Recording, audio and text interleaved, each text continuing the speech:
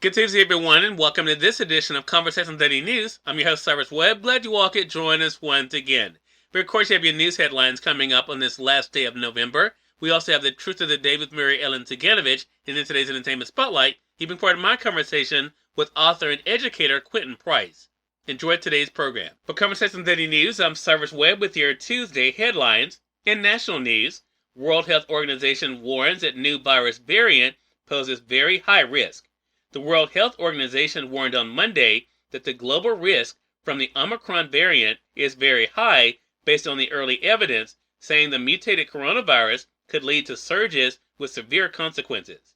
The assessment from the UN Health Agency, contained in a technical report issued to member states, amounted to WHO's strongest, most explicit warning about the new version that was first identified days ago by researchers in South Africa. It came as a widening circle of countries around the world reported cases of the variant and moved to slam their doors in an act now as questions later approach, while scientists race to figure out just how dangerous the mutant version might be. Japan announced it is barring entry to all foreign visitors, joining Israel in doing so. Morocco banned all incoming flights.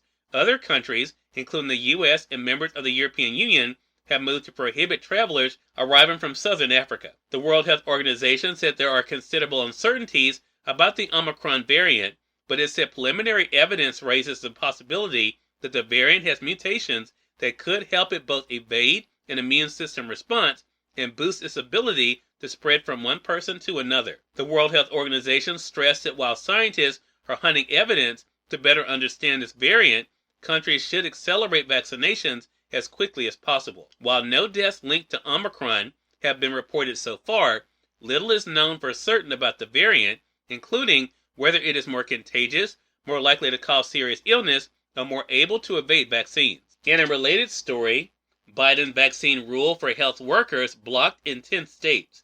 The federal judge on Monday blocked President Joe Biden's administration from enforcing a coronavirus vaccine mandate on thousands of healthcare workers in 10 states that had brought the first legal challenge against the requirement.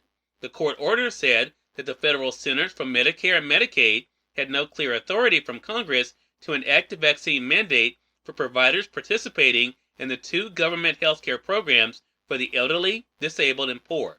The preliminary injunction by the St. Louis-based U.S. District Judge applies to a coalition of suing states that includes Alaska, Arkansas, Iowa, Kansas, Missouri, Nebraska, New Hampshire, North Dakota, South Dakota, and Wyoming. All those states have either a Republican Attorney General or a Republican governor. Similar lawsuits also are pending in other states. The federal rule requires COVID-19 vaccinations for more than 17 million workers nationwide in about 76,000 healthcare facilities and home healthcare providers that get funding from the government health programs. Workers are to receive their first dose by December the 6th and their second dose by January the 4th. In more national news, new Twitter CEO steps from behind the scenes to high profile. The newly named Twitter CEO has emerged from behind the scenes to take over one of Silicon Valley's most high-profile and politically volatile jobs, but his prior lack of name recognition, coupled with solid technical background, appears to be what some big company backers were looking for to lead Twitter out of its current morass. A 37-year-old immigrant from India, he comes from outside the ranks of celebrity CEOs, which include the names he's replacing. Those brand name company founders and leaders have often been in the news and on Twitter for exploits beyond the day-to-day running of their companies. Having served as Twitter's chief technology officer for the last 4 years, the new CEO appointment was seen by Wall Street as a choice of someone who will focus on ushering Twitter into what's widely seen as the internet's next era, the metaverse. In business news, stocks rise as Wall Street steadies following Omicron slide. Wall Street steadied itself Monday after last week's stock market slide caused by the newest coronavirus variant, with investors now waiting for more clues about just how much damage it may do to the economy. The S&P 500 rose 1.3% to recover more than half of its drop from Friday, which was its worst since February. Bond yields and crude oil also recovered chunks of what they lost in traders' knee-jerk reaction to run toward safety and away from risky investments. And finally, in more news you can use, Merriam-Webster chooses vaccine as the 2021 word of the year.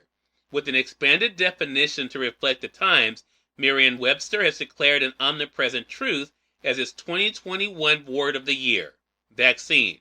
This was a word that was extremely high in our data every single day in 2021, said Merriam-Webster's editor-at-large to the Associated Press ahead of Monday's announcement. Cyrus Webb, Conversations Daily News. It's now time for the Truth of the Day with Mary Ellen Ciganovich. Mary Ellen, it's all yours. Hi, this is Mary Ellen with your Truth of the Day. Free yourself from negativity.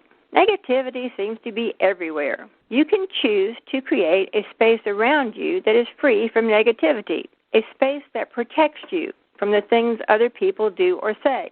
Even though people may have the best intentions, at times they make you feel vulnerable and hurt. It may not even be what they said. It may be the way they said the words they chose.